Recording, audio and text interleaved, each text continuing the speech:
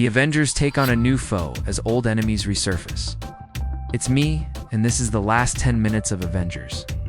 Age of Ultron, the Eastern European country of Sokovia. The Avengers are there to stop Hydra.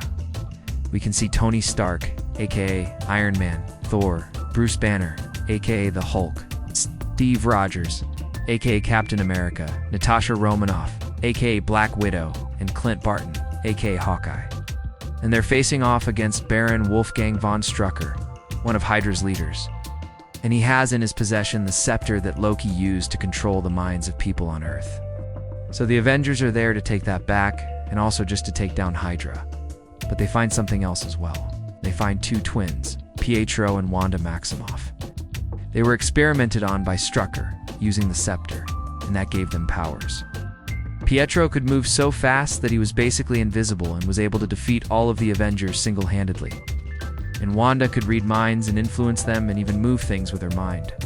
But then, the Avengers were able to subdue both of the twins and capture Strucker. And then Stark took the staff back, and that S, when we learned that there S, an artificial intelligence trapped inside the gem on the top of the staff. And Stark and Banner decide to use that to finish Stark's latest project called Ultron. But Ultron turns out to be unexpectedly sentient. And instead of being a peacekeeping, I decides that he needs to actually wipe out all life on Earth, because he thinks that would be saving Earth. So he attacks the Avengers while they re-asleep at their base and kills all of the security bots. And then he also takes the staff with him as he flees. Then the Avengers try to chase after him, but he is too quick for them and ends up getting away. And the Avengers return home only to find that Ultron uploaded himself into the building's computer system and had basically been watching them. And then he reveals his true form and starts to show them what he's truly capable of. He ends up killing Stark's AI JRVIS, and the Avengers end up escaping. And Ultron shows how capable he is by flying after them and nearly destroying them all before they reach safety.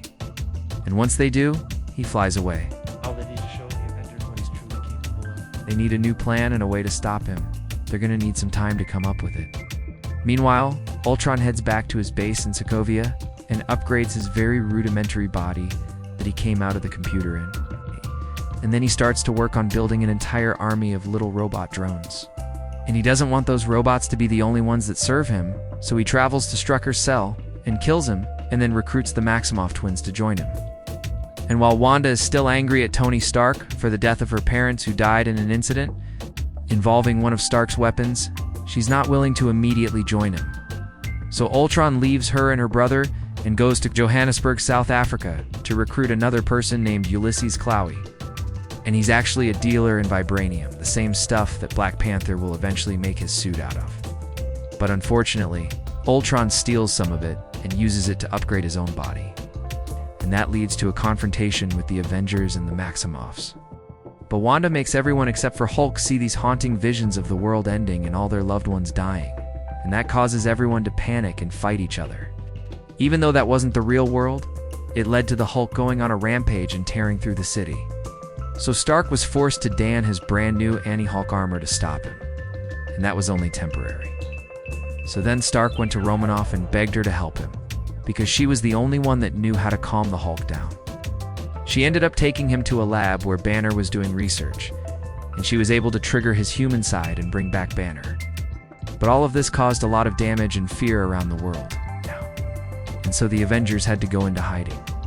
They go to Barton's farmhouse where he lives with his family, but it's a very tense situation, and even though they're a team, they don't fully trust each other right now. So Thor leaves to go talk to Dr. Eric Selvig, who helped him get his powers the first time he came to Earth, and has a really good grasp on magic and mystical things. And while he's gone, Nick Fury shows up and basically helps them to remember that they need to work together, and to try to form a plan to stop Ultron. And everyone agrees and works together to come up with a strategy.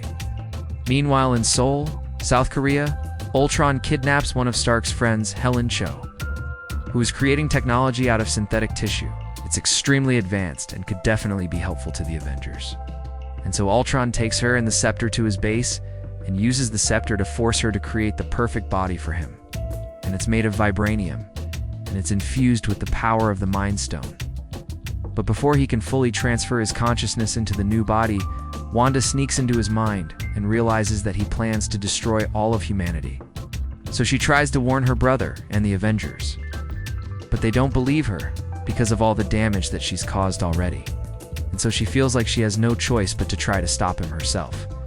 And we get a big battle between the Avengers and Ultron and the Maximoffs. And Rogers, Romanoff, and Barton fight Ultron and retrieve the synthetic body.